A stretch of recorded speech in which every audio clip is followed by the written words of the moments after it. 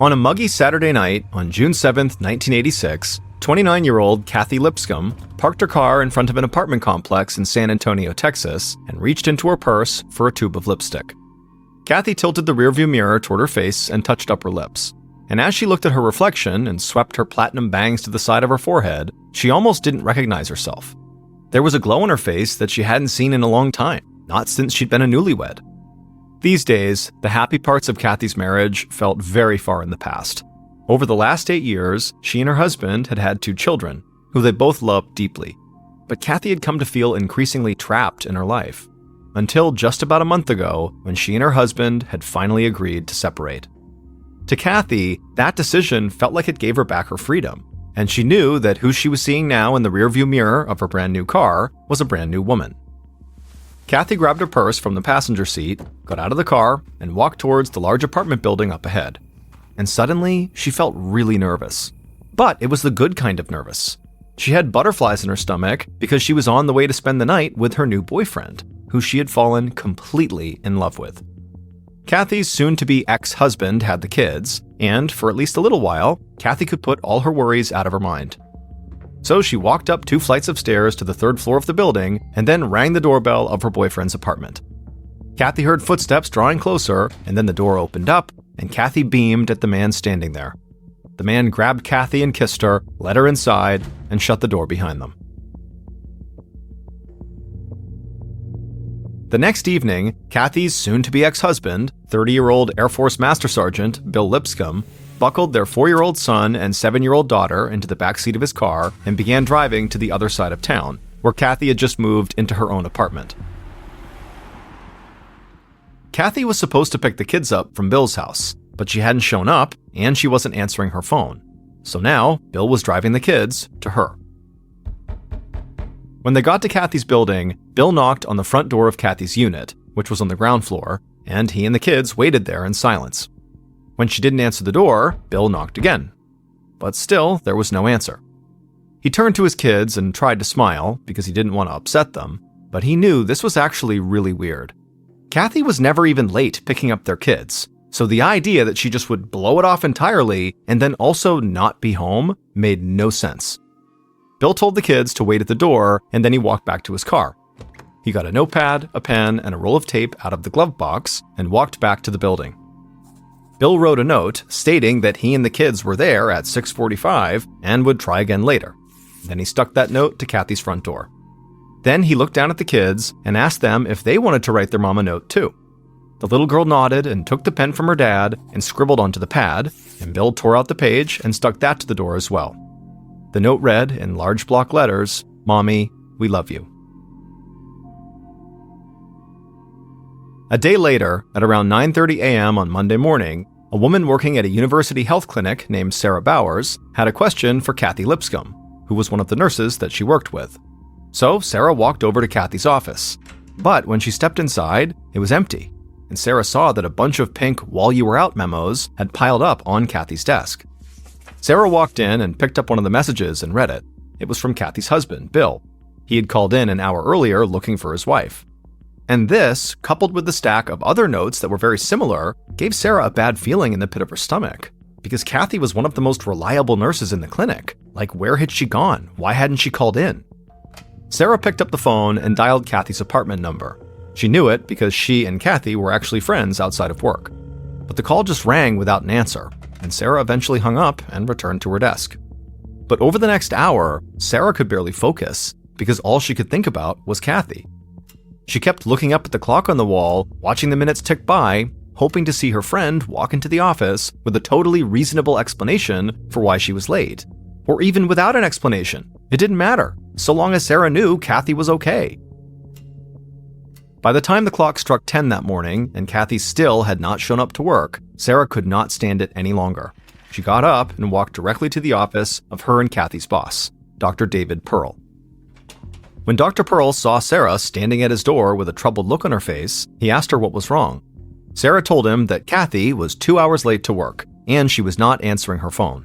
And based on the notes on her desk that were piling up, her husband had also not heard from her either. At this, Dr. Pearl furrowed his brow. Kathy hadn't mentioned anything to him about being late or absent that day, It made him concerned that she might be sick or maybe even injured and couldn't get to the phone. So he asked Sarah to drive over to Kathy's apartment to check on her. Sarah sped over to Kathy's apartment, which was only about 10 minutes away. When she got there, she found the notes on the door and she knocked, but there was no answer. And so feeling kind of desperate, she ran to get the building manager and begged the woman to let her into her friend's apartment. Now, the manager knew this was against company policy to do this, but she could see how upset Sarah was, so she unlocked Kathy's door and let Sarah go inside. And what Sarah found inside sent her panic through the roof. The apartment was perfectly neat and tidy. It didn't look like anything bad had happened here, but there was no sign of Kathy. In fact, it looked like she had not been home for days.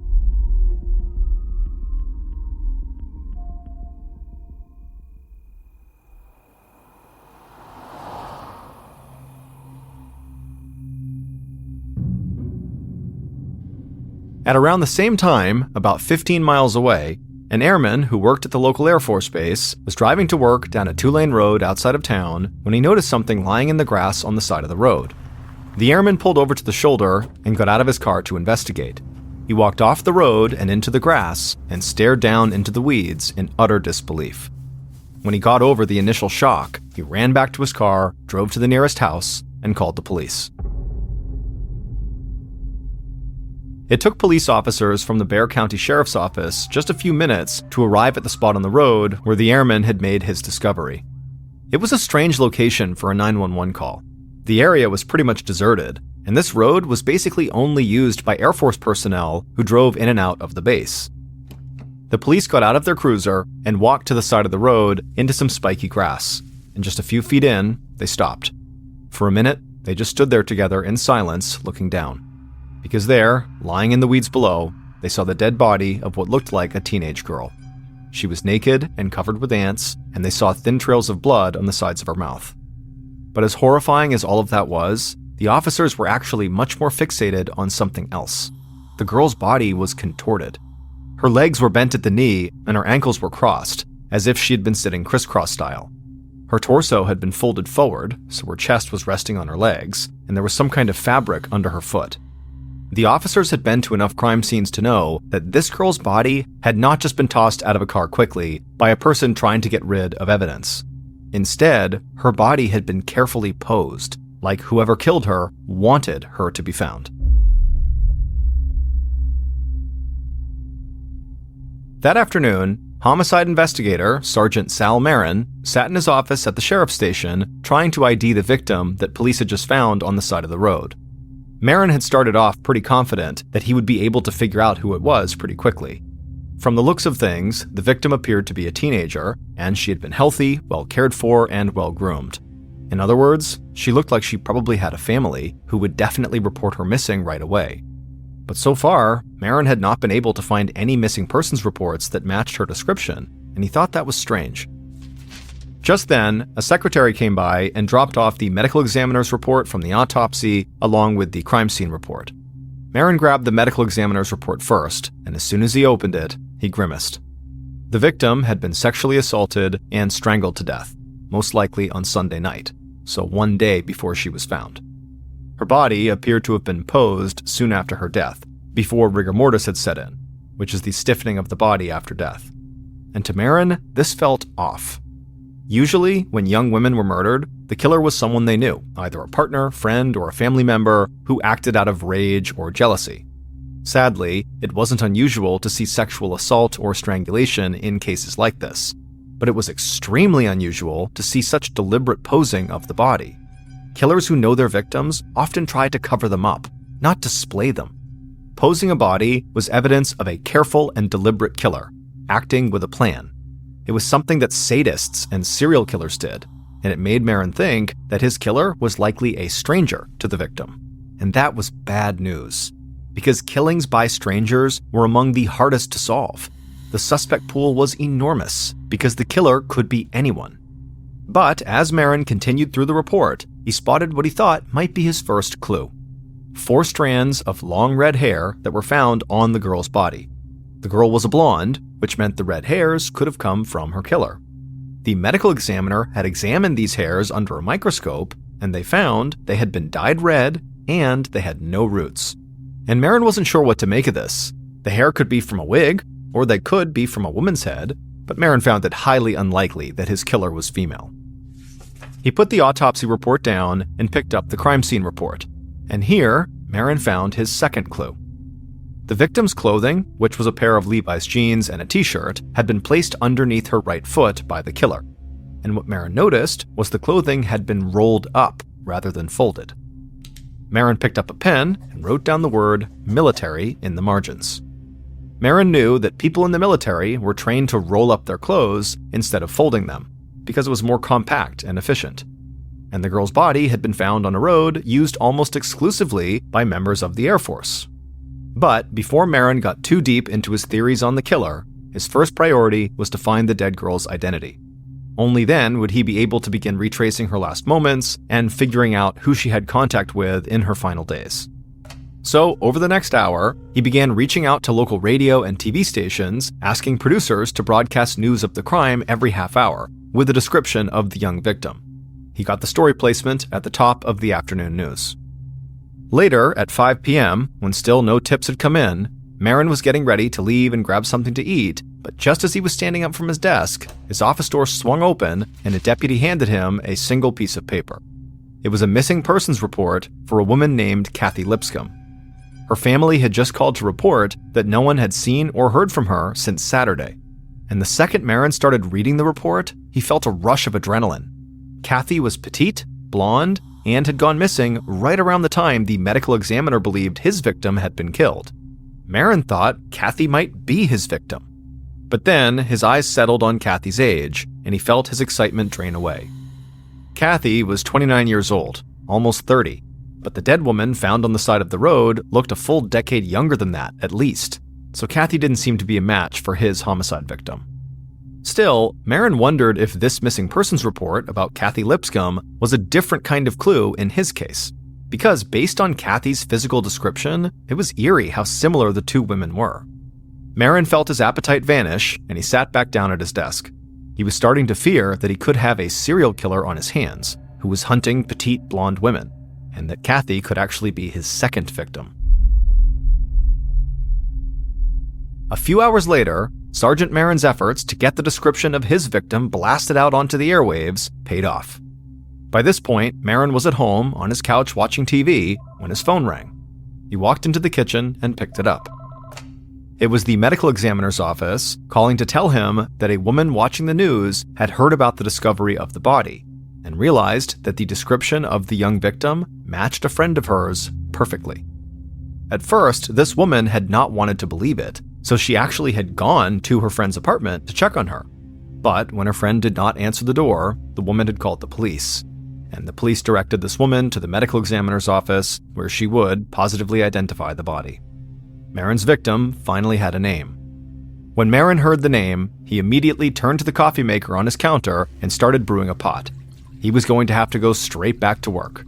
Because Marin did not have two victims on his hands, he had just one. The dead body of the girl by the side of the road and the missing Kathy Lipscomb were one and the same. Kathy, despite being 29 years old, was just unusually young-looking. This meant that Marin's theory of the case, that he might be dealing with a serial killer, had become a bit more unlikely. He still viewed the posing of the body as evidence that the killer was a stranger to the victim, acting on a calculated plan rather than a sudden burst of emotion. But he was down to just one victim. And now that his victim did have an identity, Marin had to do the part of his job that he hated the most, and that was to tell his victim's family about the murder.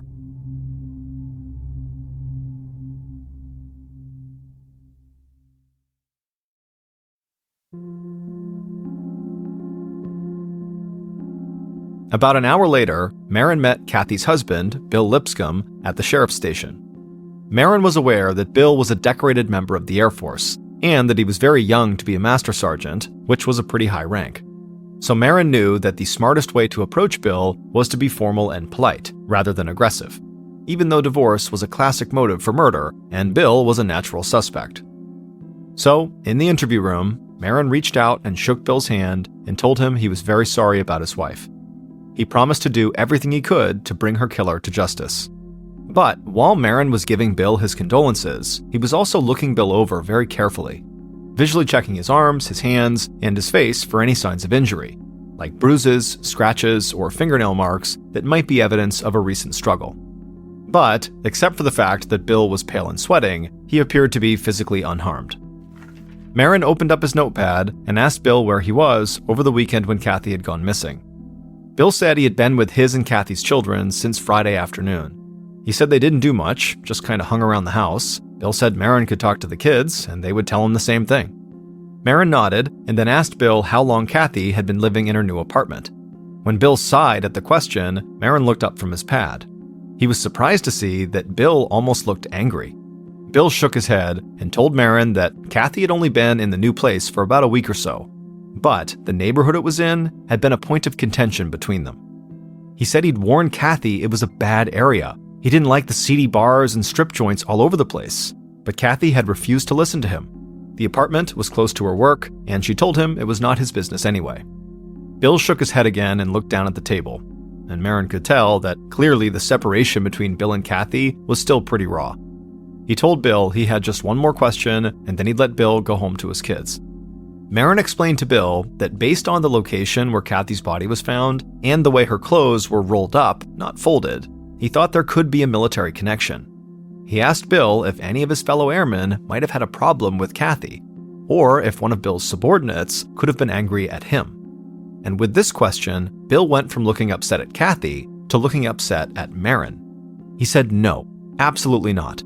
His friends at the Air Force all loved Kathy, and he got along great with the people he worked with, regardless of rank. He didn't have any enemies, and no one he knew could have done anything like this. Marin sat back studying Bill. He could tell Bill was worn out and getting frustrated, but he didn't find that particularly suspicious, given the circumstances. Marin decided that the best move was just to tell Bill to go home. It was late, and he'd get better interviews in the morning. The next morning, Sergeant Marin interviewed Bill and Kathy's two young kids, and they confirmed their father's story. They had been with their dad all weekend, just like he'd said. So Marin decided he had to start from square one. First, he decided to interview Kathy's neighbors to see if anyone had spotted a person lurking outside her apartment. If the killer was a stranger to Kathy, like Marin suspected, then they would likely have found her by simply running into her somewhere, and it was possible they might have followed her home. And right away, when he started to canvass, he got a tip and a surprise. Because one of Kathy's neighbors told him that on the day Kathy's body was found, he saw a suspicious person walk up to Kathy's door and then just lurk there for a few minutes before walking away. And the neighbor said this person was a woman, not a man, which was not what Marin was expecting. When he asked the neighbor for a physical description of this woman, the neighbor paused and thought for a second, saying he hadn't gotten a very good look. But then his eyes lit up as he remembered one crucial detail. The suspicious woman had long, red hair, just like the 4 strands of long red hair the medical examiner had found on the victim's body. Sergeant Marin spent the next couple of days talking to Kathy's family, friends, and coworkers, probing for any information about a red-haired woman in Kathy's orbit. But not one single person had any idea who that could be. Instead, Kathy's friends and family had a different idea for a suspect: Kathy's new boyfriend. Kathy had only been dating this man for a few weeks, but she was already saying she was madly in love with him. But some of her friends thought the boyfriend was bad news. The first reason for this was because he was married. The boyfriend kept telling Kathy that he and his wife were separating and would be divorced soon, and although Kathy believed him, none of her friends did. This boyfriend also had a reputation for sleeping around and promising every woman he was with that he was going to leave his wife for them. In fact, he was known for keeping a bachelor pad apartment where he could entertain his various girlfriends without his wife's knowledge. And another reason Kathy's friends didn't like her boyfriend was even simpler. It was because he was her boss. Kathy's boyfriend's name was Dr. David Pearl. It was Dr. Pearl who, on the Monday that Kathy failed to show up for work, sent her coworker Sarah to Kathy's house to check on her. Kathy's friends knew she had been spending time with Dr. Pearl when she didn't have the kids with her, and that caught Marin's attention. Because the kids had been with their father on Saturday night, which, as far as police knew, was the last time anyone had seen Kathy alive. Marin wanted to know if Kathy had gone to meet Dr. Pearl that night. And so, a few days into his investigation, Marin found himself putting the red-haired woman on the back burner for a new number one suspect, Kathy's boss and boyfriend, Dr. Pearl.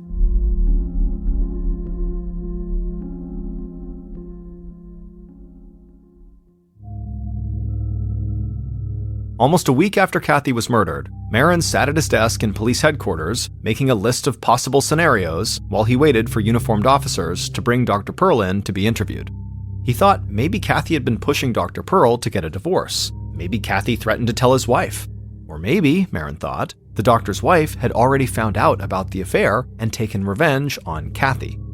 Marin sat back at his desk and wondered if the suspicious red-haired woman who had been seen at Kathy's apartment the day her body was found could be Dr. Pearl's wife. Just then, a uniformed officer knocked on Marin's door to tell him that Dr. Pearl was waiting for him. Marin stood up and followed the officer back to the little interview room where Dr. Pearl was sitting, looking perfectly calm and in control. When Marin walked in, Dr. Pearl immediately reached out and shook his hand. And then before Marin could ask even one question, the doctor began telling him how shocked he was by Kathy's death. The doctor said it just didn't make any sense, because he had just seen Kathy a day or two before she died, and she had seemed totally fine. Marin nodded, being careful to keep his facial expression neutral. When Dr. Pearl was done saying how sorry he was for Kathy, Marin looked down at his pad and asked, in a very deliberate voice, where and when exactly had the doctor last seen Kathy. And at this, the doctor went silent. Marin knew it was clear from his tone that he already knew where and when Dr. Pearl had last seen Kathy, like he knew about the affair, and it was obvious. But what Marin was doing with this question was testing how this very smooth suspect reacted to a little bit of pressure. Dr. Pearl stared at Marin for a few seconds with a polite but completely blank expression on his face, and after a tense moment, the doctor gave an apologetic smile and said, "I'm sorry, but I'm going to need to speak to my lawyer." On Saturday, June 15th, so a week after Kathy had been murdered, Marin was at home, taking a day off to try to clear his head. This case had felt like trying to put together pieces from 3 different puzzles into one coherent picture. None of the clues made sense together. The posing of the body suggested a methodical killer who did not know the victim. But Marin's best suspect was Kathy's boyfriend. The rolled-up clothes suggested the killer had a military background, and Kathy's soon-to-be ex-husband was a member of the Air Force.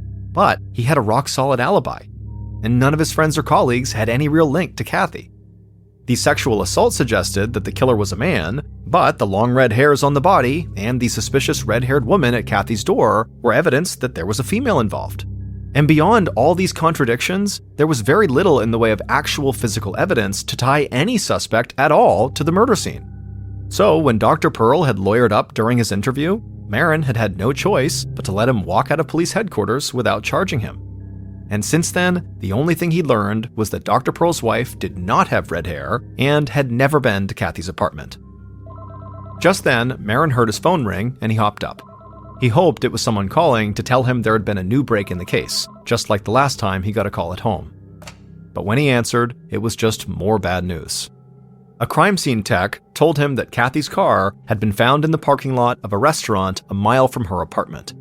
Forensic investigators had searched it for fingerprints, but they came up empty. Someone had wiped it clean. Over the next few weeks, every lead Marin tried to chase went nowhere. And slowly, newer homicide cases started to pile up, and they began to take up more and more of Marin's time. Marin did return to Kathy's case every few weeks, hoping he'd spot something he missed. But no matter how many times he read the different reports, nothing in them made any more sense than it had in the beginning. A month or 2 into the investigation, Kathy's mother had called Marin, and he promised her he would make sure that Kathy's murder was not forgotten. But as the months piled up, the case just got colder. By the 1-year anniversary of Kathy's death, the only thing Marin knew for sure was that whoever killed Kathy had not killed again, at least not in the area of Bexar County. There had been no other murders reported with the posing of the body or the long red hairs or the rolled-up clothing. By the 2-year anniversary of Kathy's death, Marin had begun to dread the calls from Kathy's family, because the only thing he had to offer them were apologies. It was not until late 1988, so more than 2 years after Kathy was murdered, that all the blurry pieces of evidence finally snapped into focus. And it happened because Kathy's family hired a private investigator. When this PI heard about the initial handling of the case and the huge mistake made in thinking that the body of Kathy Lipscomb was that of a teenage girl, he decided to start the investigation all over again. And in doing so, he discovered a critical piece of evidence that somehow the police had missed. That evidence was Kathy's datebook. In this datebook, Kathy had written cryptic notes about something called the WAPS test. The PI didn't know what a WAPS test was, but apparently, someone Kathy knew had all the answers to this test and was passing them around. To the PI, this sounded like Kathy knew something about some kind of cheating scandal. Not like adultery, like actual cheating on a test. But the PI wondered who in Kathy's orbit would be taking a standardized test. It didn't make sense for anyone at Kathy's job, which was at a medical office. On a hunch, the PI called the nearby Air Force Base, and that's when he realized he was holding the link that completed the chain of evidence, and broke the case wide open. Now, the PI worked with the Air Force as well as Sergeant Marin to bring in a man who had, until the discovery of the datebook, flown completely under the radar. His name was Clint Richards, and he had worked with Kathy's soon-to-be ex-husband, Bill Lipscomb, in the Air Force. And when investigators brought Clint in to talk, he told them everything.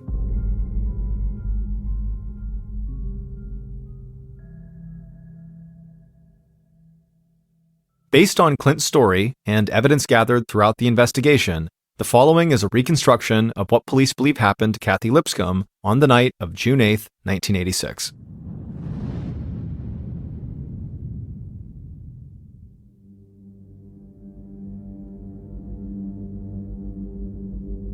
That night, the killer sat patiently inside of their home on their couch, waiting for Kathy to arrive. They'd been expecting her.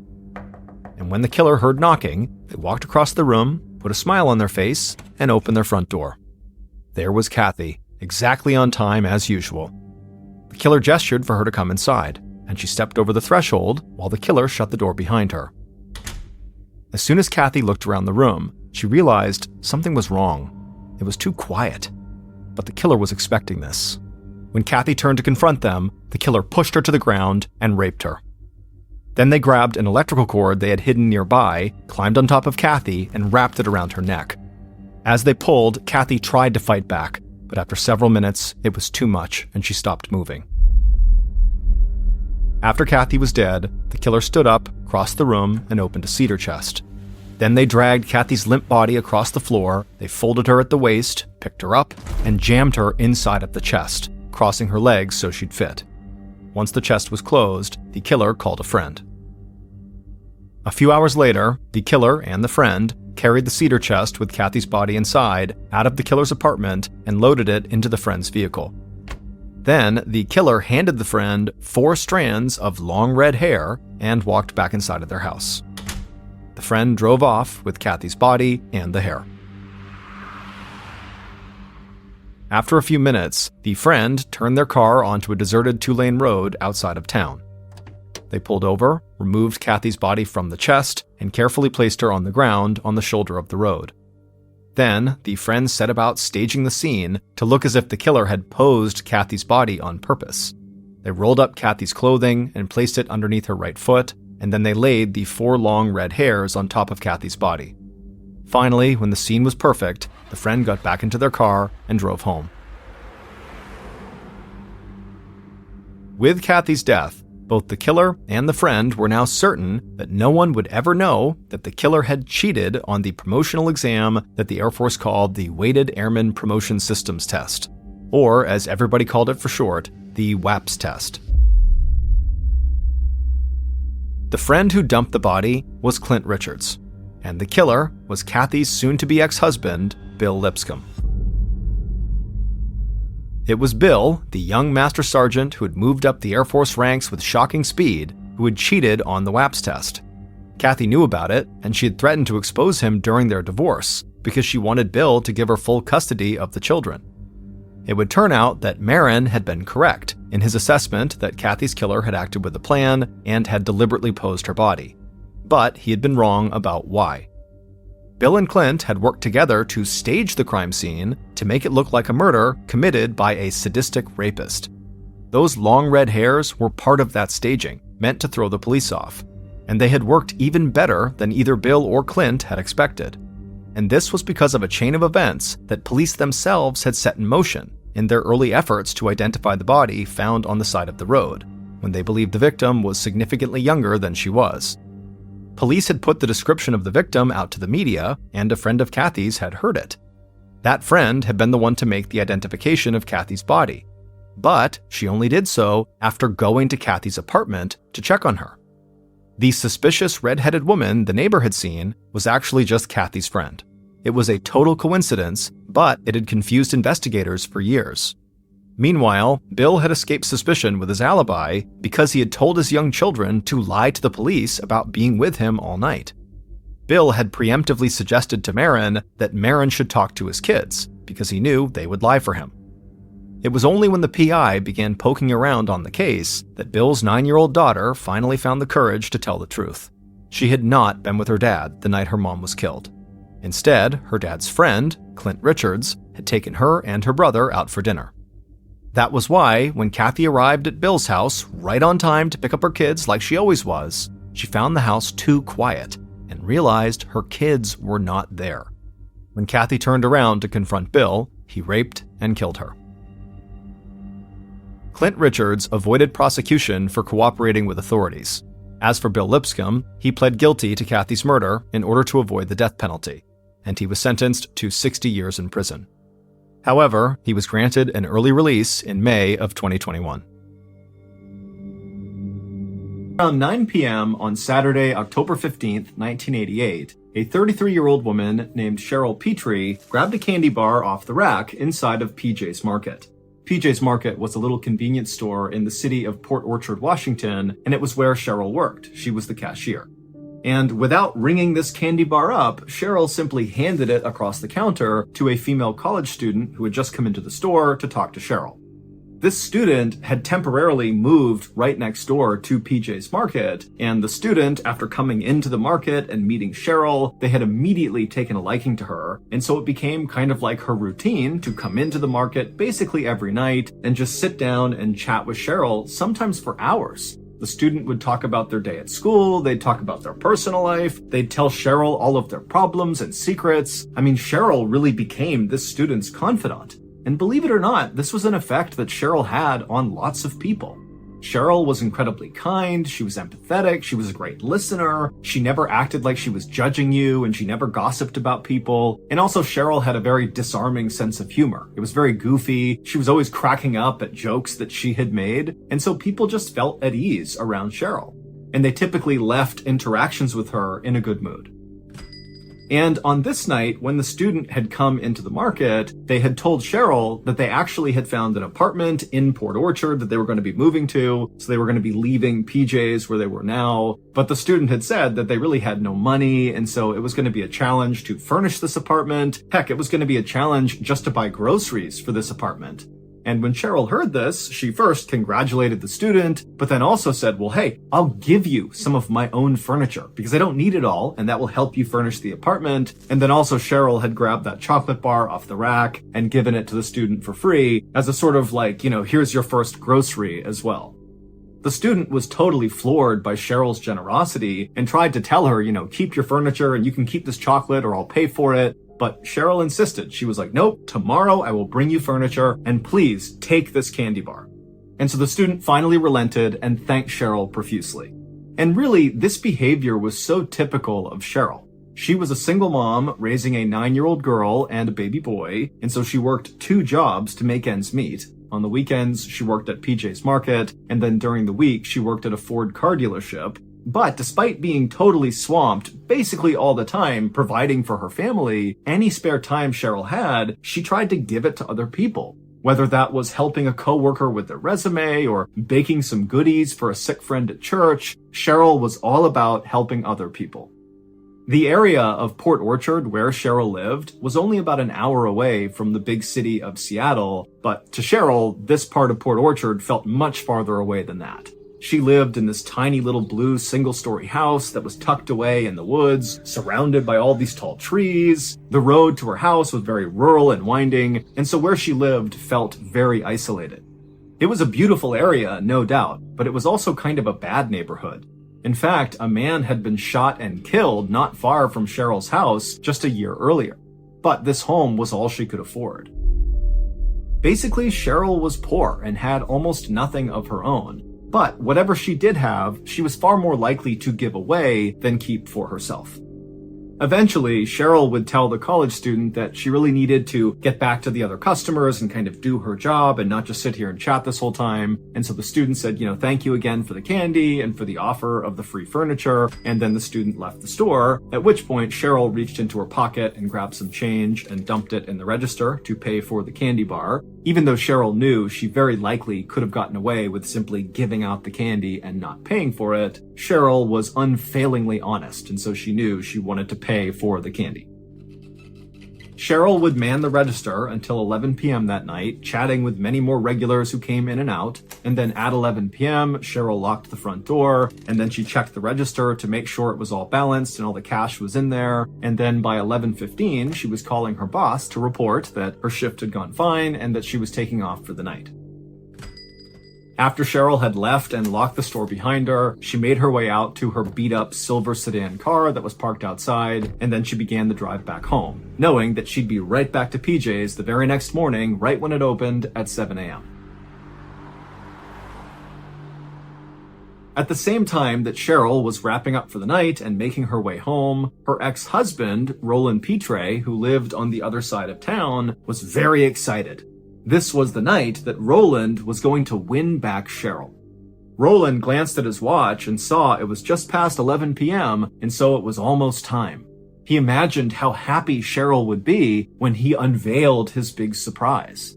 She would run to him and he would hold her and tell her how much he loved her and how he had always loved her. Roland hadn't yet figured out how he was going to explain his big plan to win back his ex to his current girlfriend, but he figured he would just work that out later.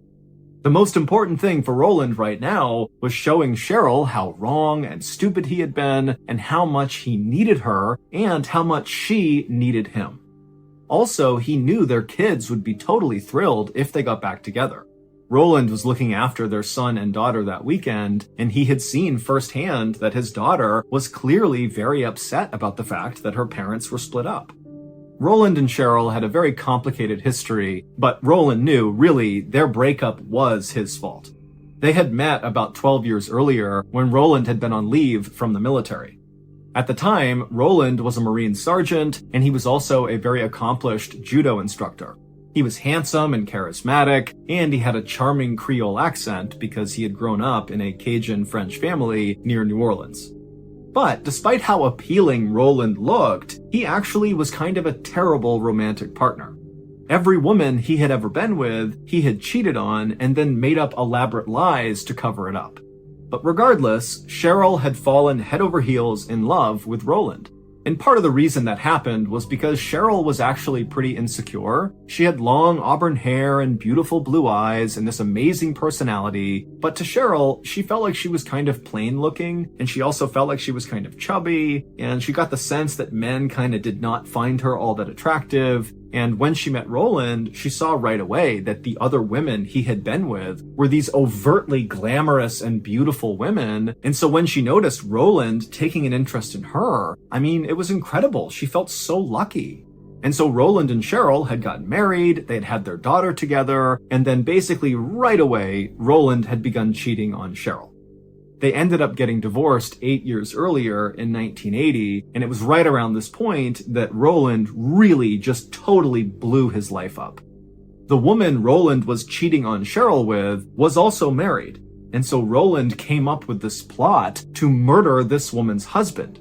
And the husband would get murdered, but when Roland was on trial, the prosecutors couldn't really untangle what his actual role was in the murder. It was not clear if he really was the guy who did the killing, or if he simply had kind of come up with the idea and other people had done it. And so ultimately, Roland was found guilty for his role in this murder, but he was only sentenced to 6 years in prison. And strangely enough, it was actually during this time that Roland was in jail that he and Cheryl kind of came back to each other. While Roland was behind bars, he had this epiphany that Cheryl was the best thing that ever happened to him, and he totally screwed it up. And so he began writing her letters, telling her how much he loved her and how sorry he was for being unfaithful. And also he began explaining that, the charges he was found guilty of in connection to this murder were totally not true, that he had been screwed. And Cheryl had eventually begun writing back to Roland, telling him that she still loved him too. And they actually would get remarried while Roland was in prison. And then when he got out of prison, he moved in with Cheryl and their daughter in Port Orchard, and they would have another baby together, their son, and then also Roland enrolled in nursing school. And so for a time, this family was back together and everything was great. But eventually, Roland went back to his old ways and began cheating on Cheryl again, and before long, the couple had separated again and began living separately. And so fast forward back to the night of October 15th, 1988, and Roland is anxiously waiting to begin this big plan to win Cheryl back, and he glances at his watch and he sees it's now 11:30 p.m., which means it's go time. And so Roland, he stands up really quickly and begins walking towards the front door of his house when suddenly he feels so lightheaded that he actually falls back on the couch and passes out cold. Roland had serious blood pressure issues, and sometimes if he stood up too quickly, it would make him feel really dizzy and he would faint, and so that's what happened. And then at some point after he fainted, Roland kind of came to, but he was in such a fog mentally that instead of, going out and doing this big plan to win Cheryl back, he just kind of wandered his way upstairs and climbed in bed with his girlfriend and fell asleep for the rest of the night. Cheryl was due back at PJ's Market the next morning at 7 a.m. She was going to open the store and also drop off that furniture with the college student. But when the first customers, including that college student, arrived at PJ's Market, they saw the door was locked and the lights were off inside. Now, all of these customers knew Cheryl really well and they really liked her, and they knew she should have been there by that point. This was totally uncharacteristic of Cheryl to not be there on time, and so it wasn't long before these patrons began calling Cheryl at her home. But Cheryl never picked up. However, remember, this is 1988, so people didn't have cell phones, they used landlines, and so it was totally normal to periodically call someone and not have them pick up. It just meant they weren't home. Now, at first, people in Port Orchard just kind of assumed that, there must be a rational explanation for why Cheryl is not at work. Maybe there was a family emergency, maybe her car didn't start, but there had to be some sort of reasonable reason for her absence.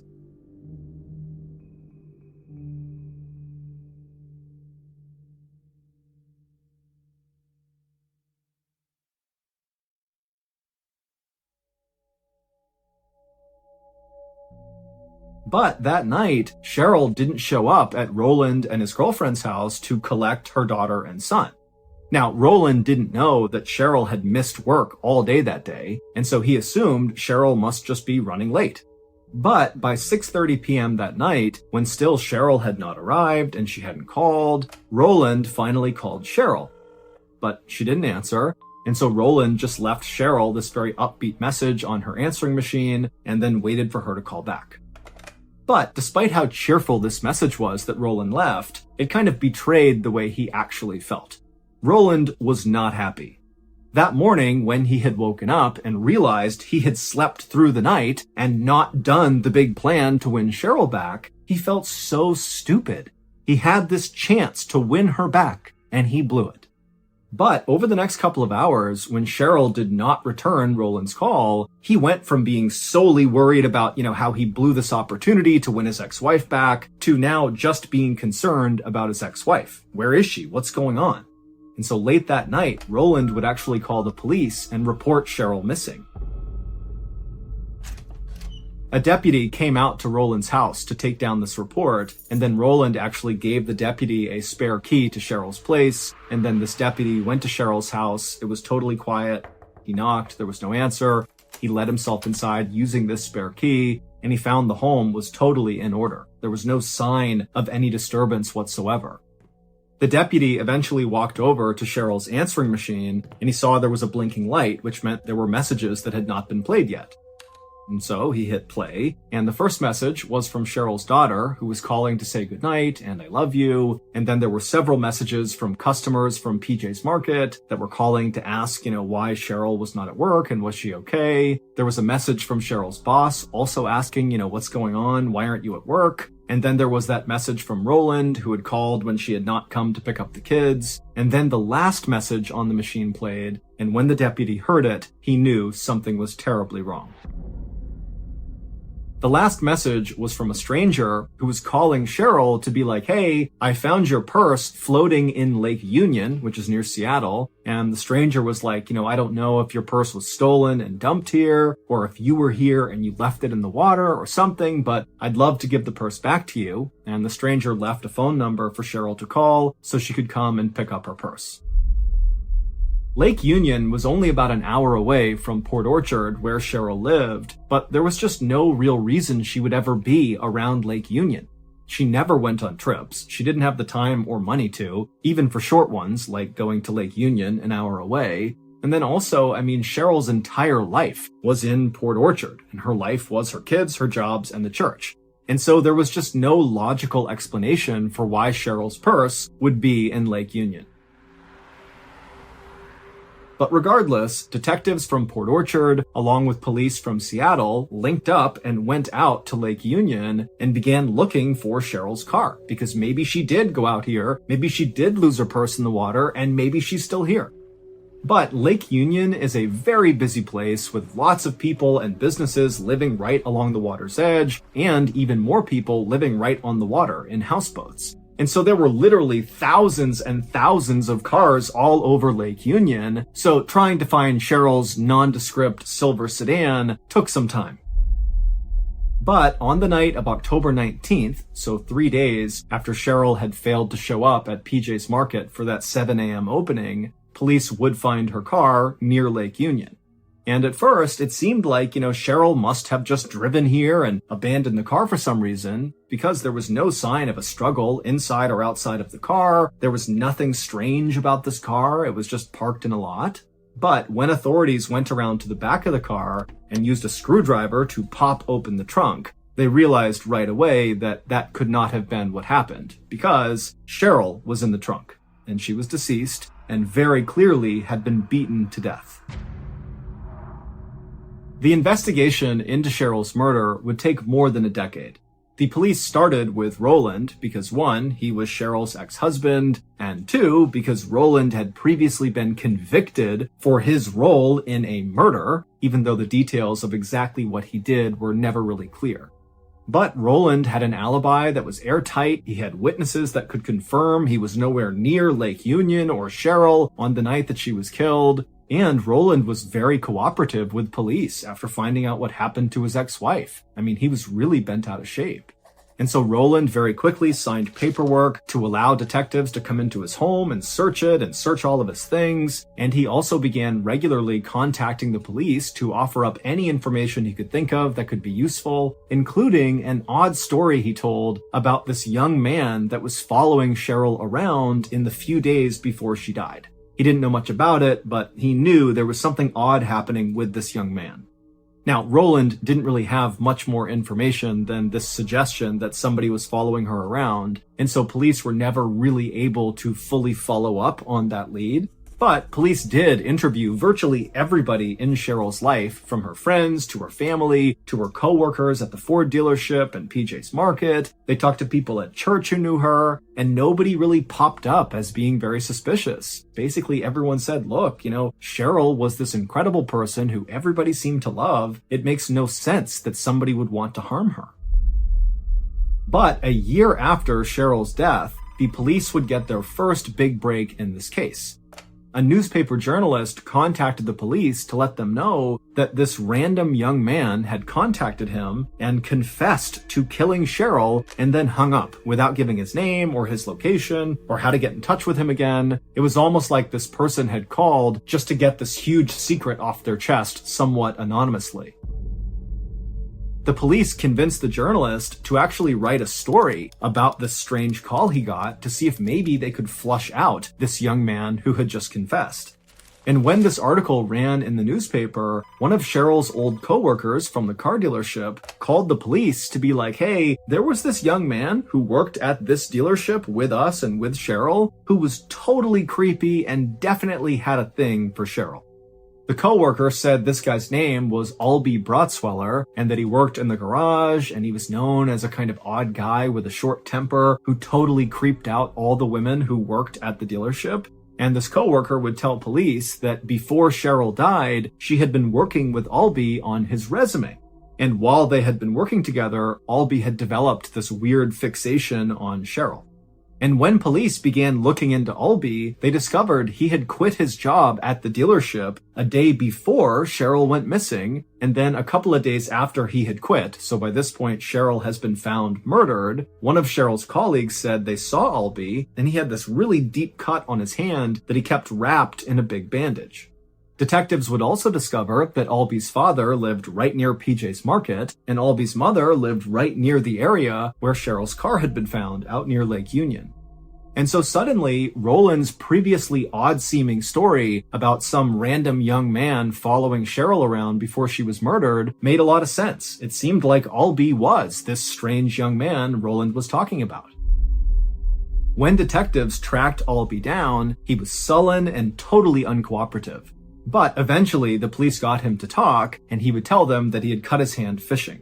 And so police rounded up all these people Albie said he had been fishing with when he cut his hand, and in separate interviews, all of those people confirmed that Albie was telling the truth. And also police knew that even though circumstantially Albie looked really suspicious, there was not a single shred of actual evidence that tied him to Cheryl's death. And so pretty quickly, Albie was let go, and the police at that point kind of hit a dead end in this case. And in fact, the case went totally cold at this point.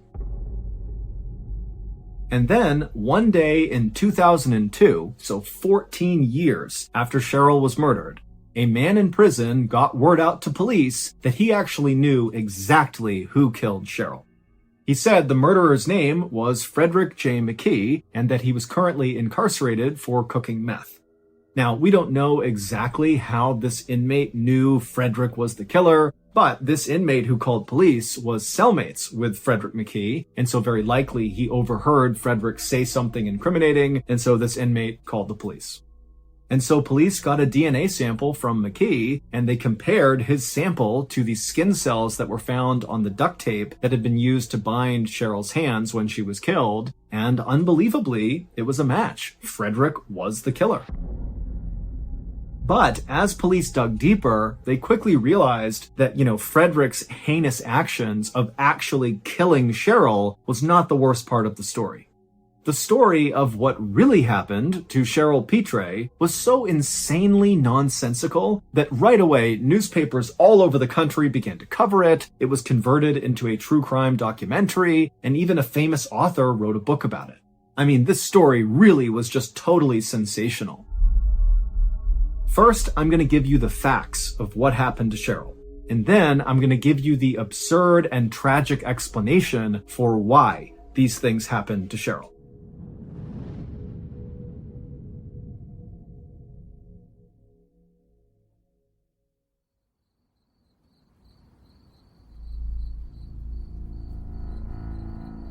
Late on the night of October 15th, 1988, so the night that Cheryl disappeared, the meth cook, Frederick J. McKee, ambushed Cheryl as she came home from PJ's Market. We don't know exactly where the ambush happened, but we think it happened right outside of Cheryl's home. And after he ambushed her, he forced her into her own trunk, he bound her hands, and then began savagely beating her. Now, based on her injuries, Cheryl obviously put up a big fight, kicking and punching and trying her best to get out of the trunk, but eventually Frederick had taken the actual metal of the trunk and began slamming it down on Cheryl's face, and that allowed him to overpower her and eventually beat her to death. And then after she was dead, he shut the trunk with Cheryl inside of her car, and then he drove her car all the way out to Lake Union, and then he abandoned the car with Cheryl still inside of it and chucked her purse into the water. But this terrible night was not supposed to go this way. Here's what was going on in the background. At the same time that Cheryl was closing up shop at PJ's Market and beginning her trip back home, her ex-husband, Roland, on the other side of town, was sitting in his house anxiously checking his watch, waiting for the right time to launch this big plan that was going to win Cheryl back. Roland's big plan was that he was going to save Cheryl's life. He had hired his buddy, Frederick J. McKee, the meth cook, who he had met in prison, and he had given Frederick a spare key to Cheryl's house. McKee was instructed by Roland to sneak into Cheryl's place before 11 p.m., so before she came home from work, and then when she got home, McKee was supposed to jump out and ambush her and tie her up and abduct her. Roland had actually gone with McKee to a hardware store to purchase the rope and duct tape that McKee would use to tie Cheryl up. But when McKee actually got to the point in the plan where he was physically removing Cheryl from her home to go take her who knows where, that was when Roland was going to jump in and save the day. And Roland had really thought about how this moment was going to go. He was going to kick the front door in and jump inside and scream at McKee, "You can't do this!" and then attack him with his judo skills until McKee ran off scared, at which point Roland would cut Cheryl free and she would grab onto him and say, "Oh my goodness, you saved me, I love you, I need you." And then after this, Roland believed they would get back together and they would live happily ever after. However, on the night of October 15th, at 11:30, when Roland looked at his watch and saw it was time to go save his ex-wife, he stood up so quickly from the couch because he was so excited to go do this thing that he had one of his low blood pressure episodes and he fainted. And then when he came to a little while later, instead of going out the door to really at this point stopping this abduction from happening, Roland just kind of trudged upstairs and went to sleep.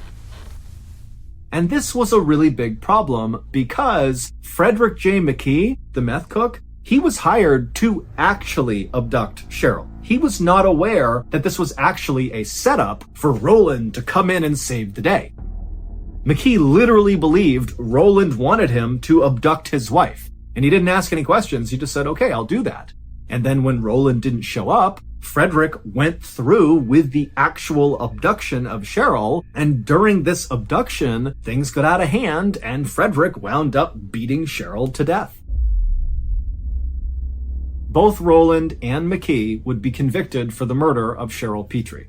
And by the time the cops had finally solved this cold case, Roland was actually already in prison for attempting to kidnap the son of another ex-wife in an effort to impress this ex-wife. It had not worked. Roland was ultimately sentenced to 40 years in prison, which was on top of the 25 years he was already serving, and McKee would get 20 years.